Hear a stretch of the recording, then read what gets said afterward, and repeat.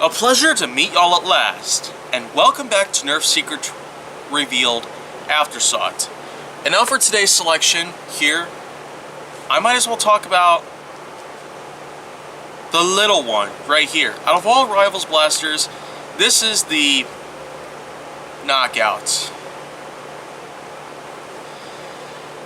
This was pretty much the dead giveaway as to why Hasbro had suddenly decided to stop giving Greek or Roman related mythological figure style names to their Rivals blasters. This was pretty much what gave them that idea.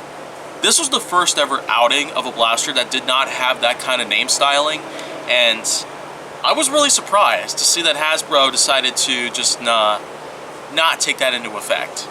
Well, anyways, I gave this one a new name, pretty much to correspond with what Hasbro should have done. This is the Oneiros. Deal with it. But anyways, what can I say about this one for sure? Well, first of all, it shoots pretty hard for what it does, but hey, how could you go wrong? Well, I guess I'll show you what might go wrong here. Now that's pretty much the fastest time I could probably put together. Nearly 3 seconds it takes to open the barrel, load the HIR round in, close it, and then prime the blaster. I will say though, it does shoot pretty hard. I've had 3 of them bounce off of that wall over there, and they all bounced back, and some of them just bounced like twice. That just goes to show that this is a pretty good performer by any means. Its velocity ranges might be pretty darn good, but I don't really have a chronograph to pretty much showcase it, so I guess other people out there might be able to have that kind of info for you in case you're wondering, but I don't know. You could probably go check out people like Coop772 or Lord Draconical on YouTube, and they might be able to explain to you what the FPS ranges might be for them. Well, anyways, the Oneiros, it's yet another newer Rivals blaster that it eventually got released in 2 colors. I mean, this is the red one, which was the first release of the Oneiros, and then eventually we had the blue version of it. But of course there were a lot of Rivals blasters that we've gotten this whole year so far in 2020 that didn't necessarily get put together in both the red and blue colors. If you've seen my review on the Morpheus, for example, yeah, I still have that with me, because I knew it was going to have to refer back to that.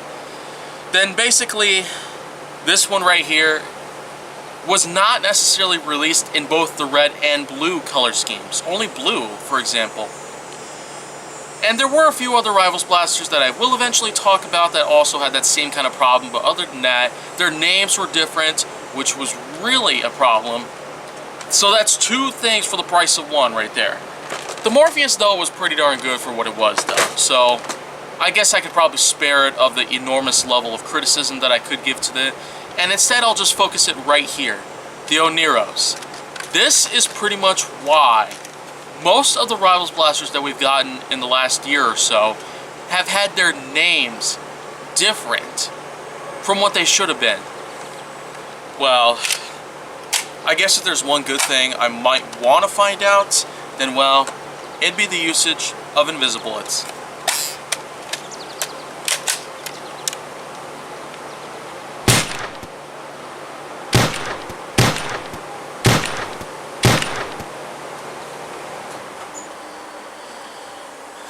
Well, okay, I mean, I guess it does pretty good on that part, but let me just say, first off, that the Oneiros probably does have a lot of merits they might need to fix, including how long it takes to reload it and prime it, and the sad truth is that there's also the safety latch, as you can see right here. I'm moving it with my middle finger, and the thing is that, well, you might bump into it like accidents. Like, if you try going let go of the blaster, you might scrape your middle finger against it by accident, and next time you go and try to use it, then you might find it to be, well, not working. So, of course, that's kind of a problem right there. Yeah, that's quite a loud bang you might have heard right there.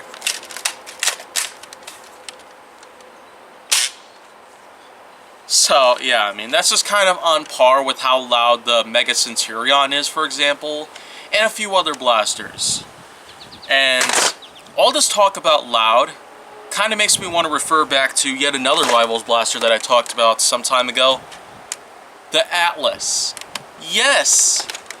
I mean, I've had some of these blasters around with me for some time, even though I've already talked about most of them, but, of course, if you're not really familiar with it, then, well, I'll tell you what. That right there is pretty loud. I mean, for a Rivals blaster,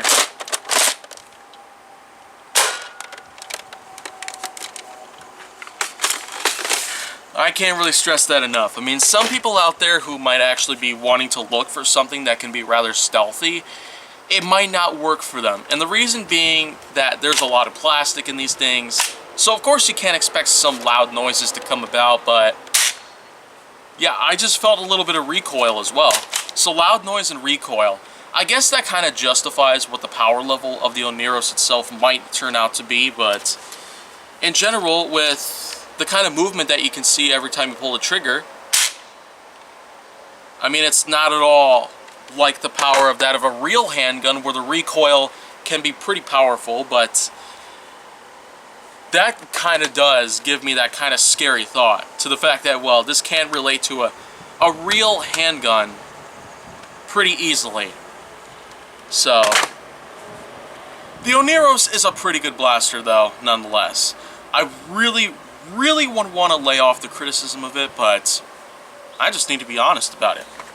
This thing, its reload time, its loud noise, and recoil, plus the name itself, Oneiros, which I gave to it. I mean, the Knockout is what it's officially known as, so that's a lot of votes against me, but I don't really care, because in order to have a good change, it takes time to pull it off.